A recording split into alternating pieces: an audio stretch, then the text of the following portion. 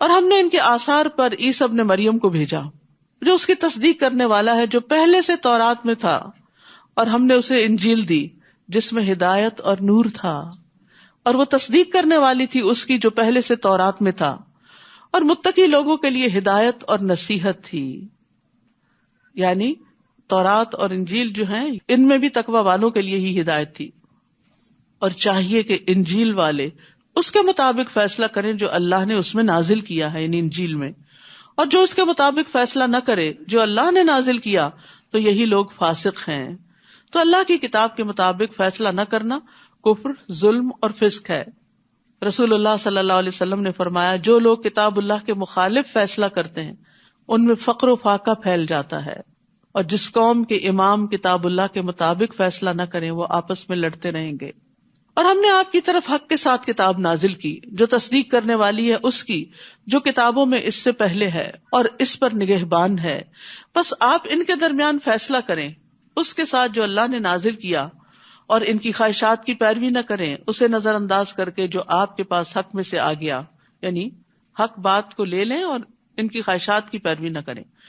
ہم نے تم میں سے ہر ایک کے لیے ایک راستہ اور ایک طریقہ مقرر کیا ہے، اور اگر اللہ چاہتا تو تم سب کو ایک امت بنا دیتا، سب لوگ ایک ہی دین پر ہوتے، زبردستی سب کو مسلمان کر دیتا، لیکن اس لیے تاکہ وہ تمہیں آزمائے جو اس نے تمہیں عطا کیا، یعنی آزادی سے آزمائش ہے. بس نیکیوں میں آگے بڑھو، فاستبقوا الخیرات، تم سب کے سب کو اللہ کی طرف لوٹنا ہے، پھر وہ تمہیں بتائے گا جس بارے میں تم اختلاف کرتے تھے، اور یہ کہ آپ ان کے درمیان فیصلہ کریں اس کے مطابق جو اللہ نے نازل کیا، اور ان کی خواہشات کی پیروی نہ کریں، اور اس بات سے محتاط رہیں کہ کہیں وہ آپ کو اس کے بعد سے فتنے میں نہ ڈال دیں جو اللہ نے آپ کی طرف نازل کیا. پھر اگر وہ منہ موڑ جائیں تو جان لیں کہ بے شک اللہ چاہتا ہے کہ ان کے بعض گناہوں کی وجہ سے انہیں مصیبت میں ڈالے، گناہوں کی وجہ سے مصیبت میں ڈالے. ان یصیبہم ببعض ذنوبہم، تو اس سے کیا پتہ چلتا ہے کہ گناہ مصیبت میں ڈالنے کا باعث بنتے ہیں.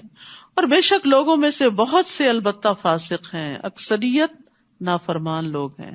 یہ اللہ کا شکوہ ہے بندوں سے. اتنی نعمتیں اللہ نے بندوں کو دی ہیں لیکن بندے اللہ کی فرما برداری پہ راضی نہیں ہوتے. افحکم الجاہلیت یبغون، کیا پھر وہ جاہلیت کا فیصلہ چاہتے ہیں؟ اور کون زیادہ اچھا ہے اللہ سے بڑھ کر فیصلہ کرنے میں ان لوگوں کے لیے جو یقین رکھتے ہوں. تو جاہلیت کے طریقے اللہ کے نزدیک انتہائی ناپسندیدہ کام ہیں، یعنی جو کلچر اور جو رسم و رواج اور جو طور طریقے دور جاہلیت میں رائج تھے ان کو دین بنا لینا اور ان سے اٹریکٹ ہونا اور ان رسموں کی پیروی کرنا، یہ اللہ کے نزدیک ناپسندیدہ کام ہے. اے لوگو جو ایمان لائے ہو یہود و نصارہ کو اولیاء مت بناؤ، ان میں سے بعض کے اولیاء ہیں، اور جو کوئی تم میں سے ان کو اولیاء بنائے گا تو یقیناً وہ انہی میں سے ہے. بے شک اللہ ظالم قوم کو ہدایت نہیں دیتا. یعنی عام معاملات میں تو تعلق رکھنے کی ممانعت نہیں ہے، حتیٰ کہ ان کی عورتوں سے شادی کی بھی اجازت ہے. اس کا مطلب ہے لین دین معاملات ہوں گے، لیکن ایسے دلی دوست کہ جس میں انسان راز دینا شروع کر دیتا ہے جس کی وجہ سے خود مسلمانوں کو نقصان پہنچ سکتا ہے، تو اس سے منع کیا گیا ہے. پھر آپ دیکھیں گے ان لوگوں کو جن کے دلوں میں بیماری ہے وہ ان میں دوڑ دھوپ کرتے ہیں. یعنی مدینہ میں جو منافقین تھے وہ مسلمانوں سے زیادہ اہل کتاب کے قریب تھے.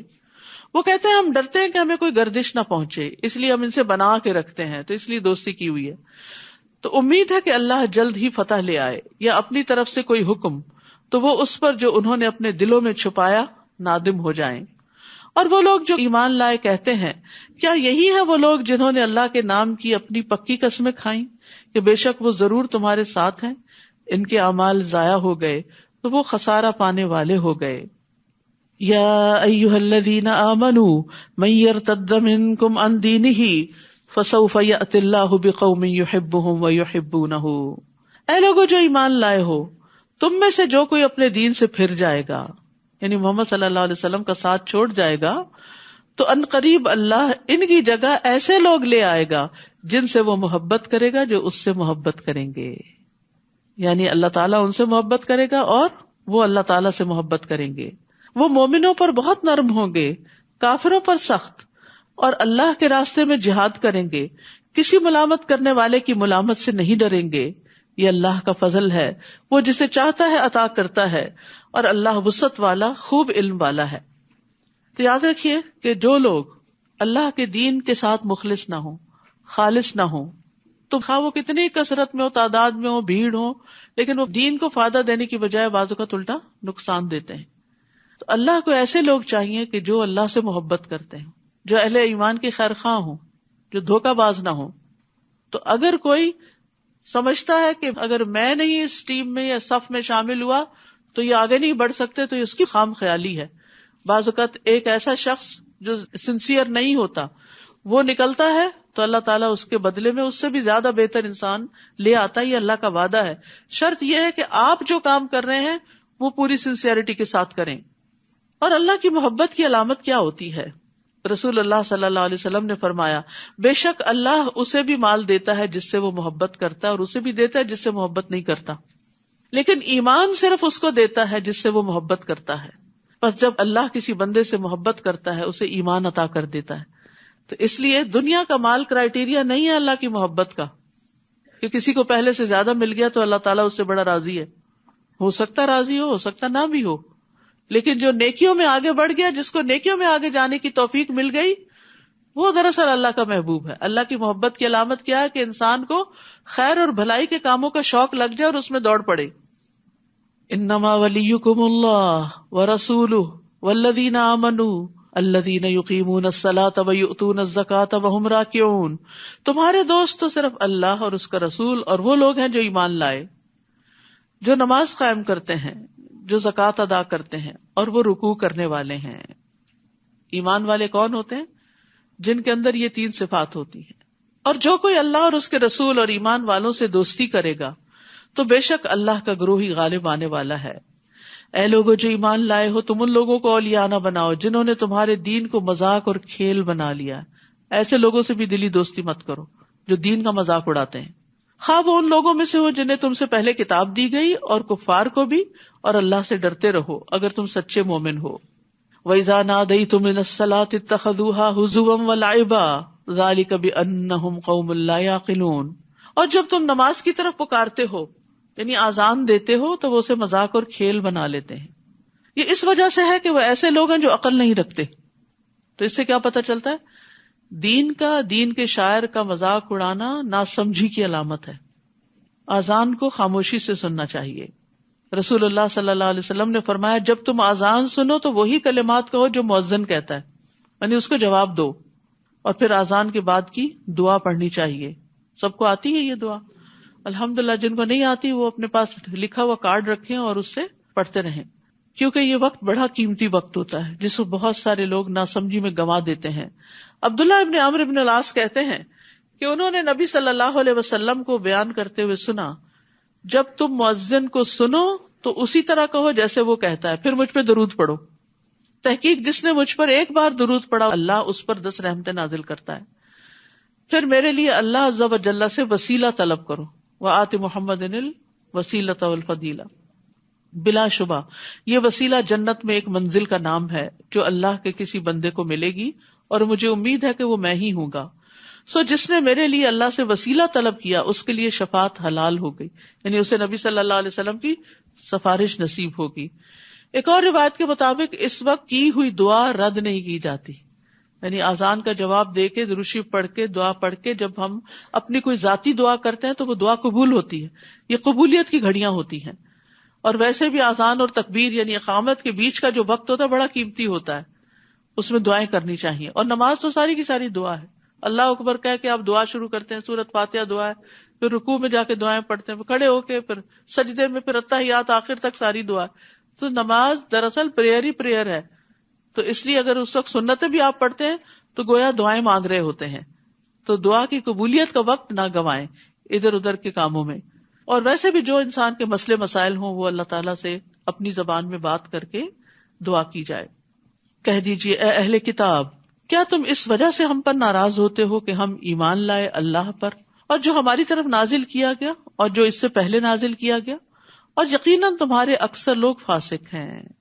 یعنی اہل کتاب کو مسلمانوں سے ناراضگی کیا ہے؟ کہ یہ قرآن میں آنے والی تعلیمات کو کیوں فالو کرتے ہیں۔ کہہ دیجیے، کیا میں تمہیں اللہ کے نزدیک سزا کے اعتبار سے اس سے بدتر انسان کے بارے میں نہ بتاؤں؟ جس پر اللہ نے لعنت کی اور اس پر غضبناک ہوا، اور ان میں سے بندر اور خنزیر بنا دیے، اور جس نے طاغوت کی بندگی کی ہو، اور یہی لوگ درجے میں بدترین اور سیدھے راستے سے زیادہ بھٹکے ہوئے ہیں. یعنی دنیا میں بھی اللہ تعالیٰ نے نمونے دکھائے سزا کے، جب لوگوں نے اللہ کے حکم کی سری نافرمانی کی، جیسے سبت کے دن زیادتی کی تو اللہ نے ان کو بندر بنا دیا، اور اسی طرح دیگر مواقع پر بھی. اور جب وہ تمہارے پاس آتے ہیں کہتے ہیں ہم ایمان لائے، حالانکہ حقیقت یہ ہے کہ وہ کفر کے ساتھ داخل ہوئے اور اس کفر کے ساتھ ہی نکل گئے. یہ صرف دھوکہ تھا ایک، اور اللہ اسے زیادہ جانتا ہے جسے وہ چھپاتے ہیں، جو کفر اپنے دل میں چھپائے ہوئے ہیں.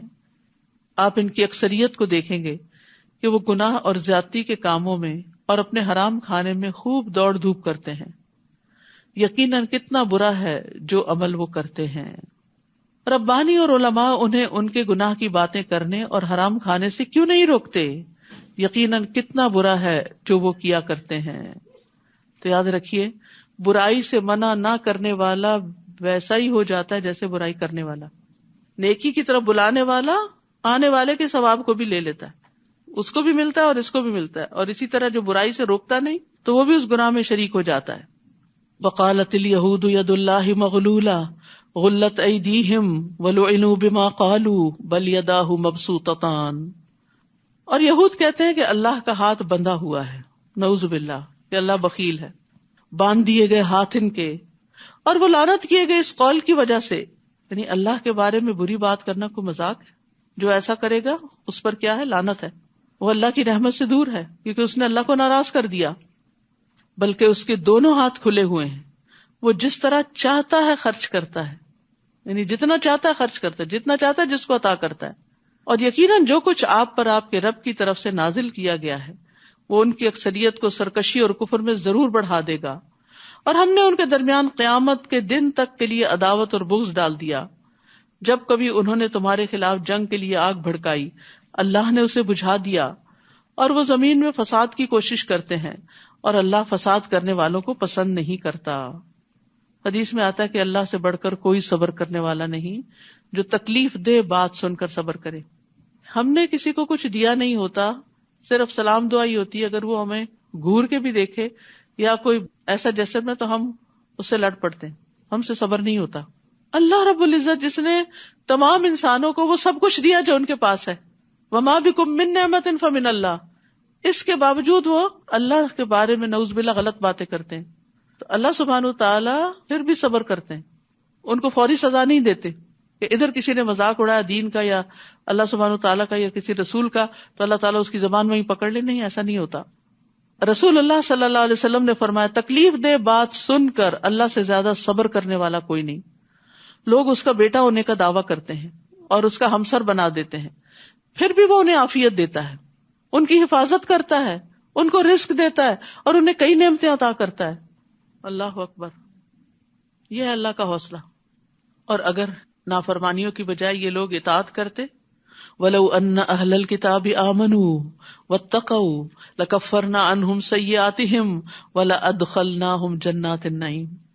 اور اگر بے شک اہل کتاب ایمان لاتے اور تقوی اختیار کرتے تو ہم ضرور ان سے ان کی برائیاں دور کر دیتے اور ہم ضرور انہیں نعمتوں والے باغات میں داخل کرتے، دنیا میں بھی نعمتیں عطا کرتے.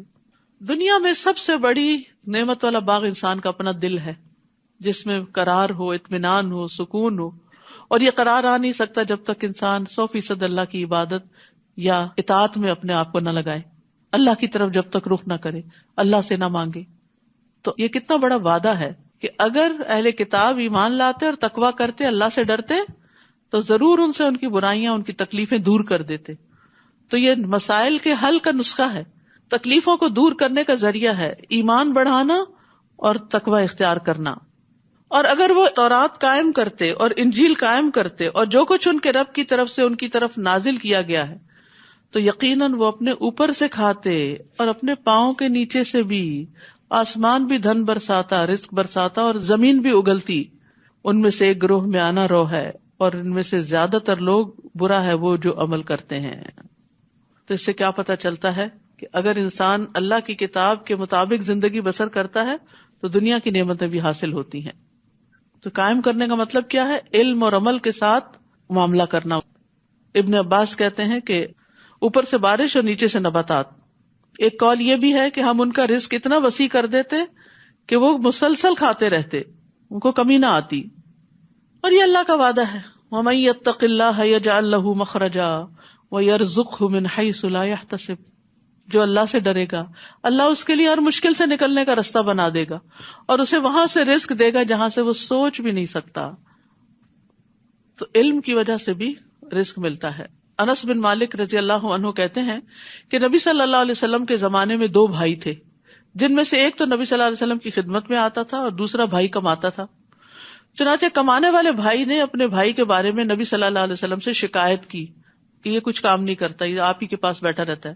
آپ نے فرمایا شاید کہ تم اس کی وجہ سے ہی رزق دیے جاتے ہو, تمہیں جو اللہ نے وسعت دی ہوئی ہے وہ اس کام میں لگنے کی وجہ سے دی.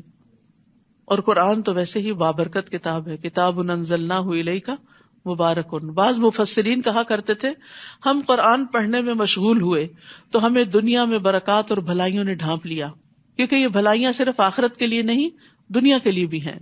پھر فرمایا یا ایھا الرسول بلغ ما انزل الیک من ربک, اے رسول پہنچا دیجئے جو آپ کی طرف آپ کے رب کی طرف سے نازل کیا گیا ہے.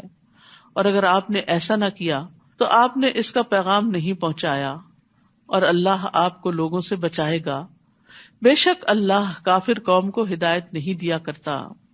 یاد رکھیے جو کچھ رسول کی طرف آیا ہے ما انزل الیک من ربک, وہ وحی کی روشنی میں آیا, وہ وحی ہے. وہ اپنی طرف سے باتیں نہیں کرتے تھے اور اپنے دل کی خواہشات پر مبنی تعلیمات نہیں دیتے تھے. تو اسی لیے حدیث پر ایمان لانا جو صحیح احادیث ہیں وہ بھی ضروری ہے. حسان بن عطیہ کہتے ہیں کہ جبریل علیہ السلام نبی صلی اللہ علیہ وسلم کے پاس سنت لے کر اترتے تھے, یعنی قرآن کے علاوہ سنت بھی اترتی تھی. جس طرح آپ کو قرآن سکھاتے اسی طرح سنت کی تعلیم بھی دیتے. رسول اللہ صلی اللہ علیہ وسلم نے فرمایا جان لو ان قریب ایک وقت آنے والا ہے کہ کسی شخص کو میری کوئی حدیث پہنچے گی اور وہ تکیہ لگائے ہوئے اپنی مسند میں بیٹھا ہوگا, ریلیکس ہو کے کاؤچ پہ بیٹھا ہوگا اور کہے گا ہمارے اور تمہارے درمیان اللہ کی کتاب ہی کافی ہے, بس جو کچھ اس میں حلال پائیں گے اسے حلال سمجھیں گے اور جو اس میں حرام پائیں گے اسے حرام سمجھیں گے, یعنی صرف قرآن کافی ہے. جبکہ حقیقت یہ ہے کہ جسے اللہ کے رسول نے حرام کیا وہ بھی اسی طرح حرام ہے جسے اللہ نے حرام کیا. تو اس لیے ایسا نہ ہو کہ انسان حرام میں پڑ جائے لا علمی کی وجہ سے. کہہ دیجیے اے اہل کتاب تم کسی چیز پر نہیں ہو جب تک کہ تم تورات اور انجیل کے احکام کو قائم نہ کرو اور اسے بھی جو کچھ تمہاری طرف تمہارے رب کی طرف سے نازل کیا گیا ہے, اور یقیناً جو کچھ آپ پر آپ کے رب کی طرف سے نازل کیا گیا وہ ان میں سے اکثر لوگوں کو سرکشی اور کفر میں ضرور بڑھا دے گا, بس آپ کافر قوم پر افسوس مت کیجیے. بے شک وہ لوگ جو ایمان لائے اور وہ لوگ جو یہودی بن گئے اور جو صابی ہیں اور جو نصارہ ہیں, جو کوئی بھی اللہ اور یوم آخرت پر ایمان لایا اور اس نے نیک عمل کیے تو ان پر کوئی خوف نہ ہوگا اور نہ ہی وہ غمگین ہوں گے. سبحان اللہ. ایمان اور عمل صالح کا نتیجہ کیا ہے؟ خوف اور رنج سے نجات. غم اور خوف 2 چیزیں انسان کو گھن کی طرح چاٹ جاتی ہیں, تو ان 2 چیزوں سے نجات حاصل ہو جاتی ہے اگر انسان ایمان لائے اور عمل صالح کرے. پھر فرمایا یقیناً ہم نے بنو اسرائیل سے پختہ عہد لیا اور ہم نے ان کی طرف کئی رسول بھیجے. جب کبھی ان کے پاس کوئی رسول ایسی چیز لے کر آیا جسے ان کے نفس پسند نہیں کرتے تھے تو ایک گروہ کو انہوں نے جھٹلا دیا اور ایک گروہ کو وہ قتل کرتے رہے. استغفر اللہ. یعنی اللہ کی طرف سے آنے والے رسولوں کے ساتھ بھی اتنی بڑی بڑی زیادتیاں کی, اور انہوں نے سمجھا کہ کوئی فتنہ واقع نہ ہوگا, یعنی کچھ نہیں ہوتا. بہت دفعہ انسان بڑے سے بڑا گناہ کر کے کہتا ہے کچھ نہیں ہوتا, سب چلتا ہے. تو وہ اندھے اور بہرے ہو گئے. پھر اللہ ان پر مہربان ہوا, پھر دوبارہ ان میں سے اکثر حق سے اندھے اور بہرے ہو گئے. اللہ اس کو خوب دیکھنے والا ہے جو وہ عمل کرتے ہیں. یعنی معافی مانگ لی, تھوڑا سا سیدھے رستے پہ, پھر دوبارہ اسی ڈگر پہ چل پڑے. لقد كفر الذين قالوا ان الله هو المسيح ابن مريم وقال المسيح يا بني اسرائيل اعبدوا الله ربي وربكم. بلا شبہ یقیناً ان لوگوں نے کفر کیا جنہوں نے کہا کہ بے شک اللہ ہی مسیح ابن مریم ہے, اور مسیح نے کہا اے بنو اسرائیل اللہ کی عبادت کرو جو میرا اور تمہارا رب ہے. یعنی انہوں نے اپنے آپ کو الہ نہیں کہا بلکہ خود عبادت کی. اور لوگوں کو بھی اللہ کی عبادت کی طرف بلایا. بے شک جو اللہ کے ساتھ شریک ٹھہرائے گا تو یقیناً اللہ نے اس پر جنت حرام کر دی اور اس کا ٹھکانہ آگ ہے، اور ظالموں کے لیے کوئی مددگار نہ ہوگا. تو اس لیے مسیح ابن مریم کو اللہ کا بندہ اور اس کا رسول ماننا چاہیے. لقد کفر الذین قالوا ان اللہ ثالث ثلاثہ، بلا شبہ یقیناً ان لوگوں نے کفر کیا جنہوں نے کہا کہ بے شک اللہ تین کا تیسرا ہے، حالانکہ نہیں کوئی الہ برحق مگر ایک ہی الہ.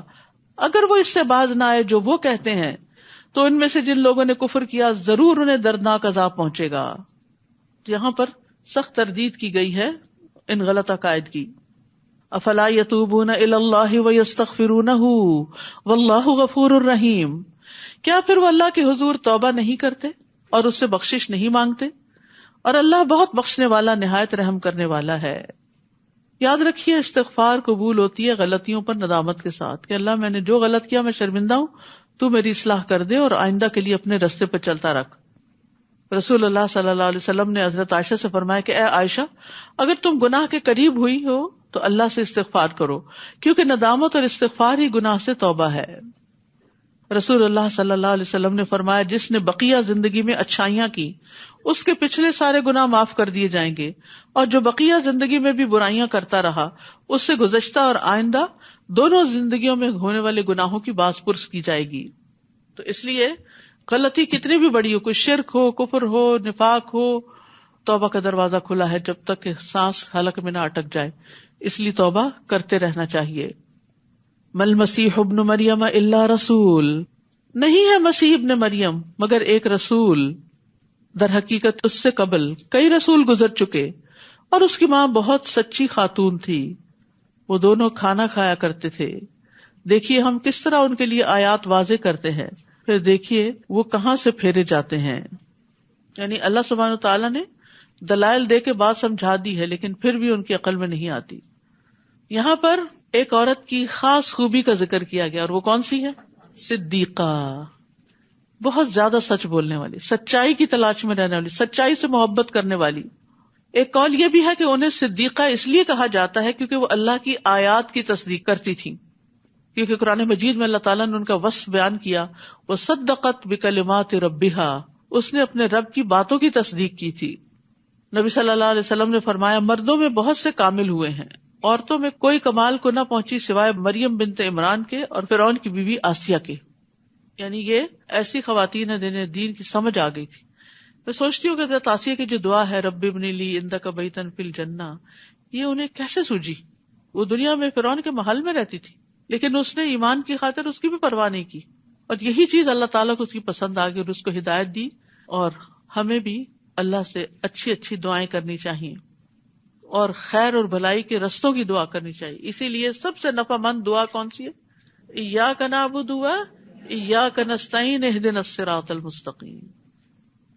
کہہ دیجئے کیا تم اللہ کو چھوڑ کر اس کی عبادت کرتے ہو جو تمہارے لیے کسی نفع و نقصان کا مالک نہیں، اور وہ اللہ ہی ہے جو خوب سننے والا خوب جاننے والا ہے، لہٰذا اس کو پکارو.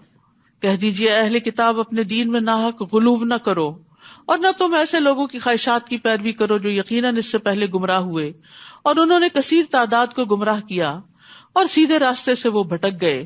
بنو اسرائیل میں سے جن لوگوں نے کفر کیا وہ داؤد اور عیسیٰ ابن مریم کی زبان پر لعنت کیے گئے، ان کے پیغمبروں نے ان پہ لعنت بھیجی. کیوں؟ یہ اس وجہ سے کہ انہوں نے نافرمانی کی اور وہ حد سے بڑھ جاتے تھے، ایکسٹریمسٹ تھے. وہ ایک دوسرے کو اس برائی سے نہیں روکتے تھے جس کا وہ ارتکاب کرتے، یقیناً کتنا برا ہے جو وہ کرتے تھے. تو آپ دیکھیے کہ لعنت کے اسباب کیا ہیں. لعنت کے اسباب میں پیغمبروں کی نافرمانی، حد سے بڑھنا اور برائی سے نہ روکنا. یہاں برائی سے نہ روکنے والا اہل کتاب کے مشابہ قرار پایا ہے. بعض لوگ کہتے ہیں ہم خود برے کام کرتے ہیں، ہم کیسے منع کریں؟ تو کچھ لوگوں کا تجربہ یہ ہے کہ جب انہوں نے متعدد بار وہ چیز کی، کوئی پڑھنے والی کتاب تھی پڑھی یا کوئی کمٹمنٹ نبھائی، تو پھر اس کے بعد کیا ہوا؟ استقامت ملی. تو جس طرح نیکی کا حکم دینا فرض ہے، اس طرح منکر سے بھی روکنا چاہیے. اور منکر سے روکنے کی فضیلت کیا ہے؟ عبد الرحمن بن حضرمی بیان کرتے ہیں کہ مجھے اس نے خبر دی جس نے نبی صلی اللہ علیہ وسلم کو یہ فرماتے ہوئے سنا کہ میری امت میں ایسے لوگ بھی آئیں گے جنہیں پہلوں کی طرح ثواب ملے گا، اولین کی طرح. ان کی امتیازی صفت یہ ہوگی کہ وہ برائی کا انکار کریں گے. آپ دیکھیے کہ معاشرے میں طرح طرح کی برائیاں پھیلی ہوئی ہیں. کچھ تو ہماری پہنچ میں ہے کہ ہمارے اپنے ہی ہوتے ہیں قریبی جو غلط کام کر رہے ہوتے ہیں، تو ان کو پیار سے روکنا چاہیے، ان کے ساتھ بات چیت کرنی چاہیے. بعض اوقات ہسبینڈ کسی غلط کام میں مبتلا ہو جاتے ہیں، کوئی حرام کمانے لگتے ہیں یا کوئی رشوت لینے لگتے ہیں یا اور اس طرح کا کوئی غلط کام کرنے لگتے ہیں. کبھی آپ کے نوٹس میں آتا، کبھی نہیں آتا. تو ان کے ساتھ بھی پیار سے، محبت سے کچھ نہ کچھ ان کو آخرت کی فکر دلا کے، اللہ کی محبت کی بات کر کے، حلال کے جو نسلوں پر اچھے اثرات ہیں اس کی بات کر کے ان کو غلط چیزوں سے روکنا چاہیے، تاکہ کم از کم آپ بری ذمہ ہو. دوسرے یہ کہ کچھ رشتے دار ہوتے ہیں تو بعض اوقات شادی بیاہ کے موقع پر ایسی رسمیں کرتے ہیں، اتنا اسراف کرتے، اتنی فضول خرچی کرتے ہیں، یا ایسا لباس پہنتے ہیں کہ اللہ کو ناراض کرنے والا ہے. سراسر اللہ نے عورت کی جو خوبصورتی بنائی ہے وہ اس کے چھپانے میں ہے، اس کے لباس کو زینت بنایا ہے، نہ کہ لباس کو اتار دینا یا ایسے لباس پہننا کہ جو پہن کے بھی ننگے ہوں. کتنی سخت ہے وہ حدیث کہ وہ عورتیں جنت کی خوشبو نہ پا سکیں گی جو کپڑے پہن کے بھی ننگی رہیں، چاہے ٹائٹ ہو چاہے سی تھرو ہو. لیکن پتہ ہے برائی ہے، خود کرتے ہوئے بھی برا نہیں لگتا اور دوسروں کو بھی نہیں روکتے. اپنے بچوں کو بھی روکنے کی ضرورت ہے. یہ نہیں کہ پیچھے ہی پڑ جائیں، لیکن اس برائی سے نفرت کا ایک اظہار ضروری ہے کہ میں اس سے راضی نہیں. ہو سکتا ہے کسی دن اللہ ان کو بھی توفیق دے کہ وہ اس سے بچ جائیں. آپ ان کی اکثریت کو دیکھتے ہیں کہ وہ ان لوگوں کو اولیاء دلی دوست بناتے ہیں جنہوں نے کفر کیا. یقیناً کتنا برا ہے جو انہوں نے اپنی جانوں کے لیے آگے بھیجا کہ اللہ ان پہ ناراض ہوا اور وہ عذاب میں ہمیشہ رہنے والے ہیں. اگر وہ اللہ پر اور نبی پر اور اس پر ایمان لاتے جو اس کی طرف نازل کیا گیا تو وہ انہیں اولیاء نہ بناتے، مگر ان میں سے اکثر نافرمان ہیں. لَتَجِدَنَّ أَشَدَّ النَّاسِ عَدَاوَةً لِلَّذِينَ آمَنُوا الْيَهُودَ، یقیناً آپ ضرور لوگوں میں سے ایمان والوں کی دشمنی میں سب سے زیادہ سخت یہود کو پائیں گے اور ان لوگوں کو جنہوں نے شرک کیا، اور آپ ضرور ان میں ایمان والوں کے لیے محبت میں سب سے زیادہ قریب ان لوگوں کو پائیں گے جنہوں نے کہا کہ بے شک ہم نصارا ہیں. یہ اس لیے کہ ان میں علماء ہیں اور راہب ہیں، اور کیونکہ وہ تکبر نہیں کرتے. تو جو تکبر نہیں کرتا وہ کسی کے ساتھ بھی بنا کے رکھ سکتا ہے. تو اللہ سبحانہ وتعالی ہمیں بھی علم عطا کرے، زہد عطا کرے، اور ہمیں تکبر سے بچائے اور انسانیت کی خیر خواہی کے کاموں کے لیے چن لے. وآخر دعوانا ان الحمد للہ رب العالمین.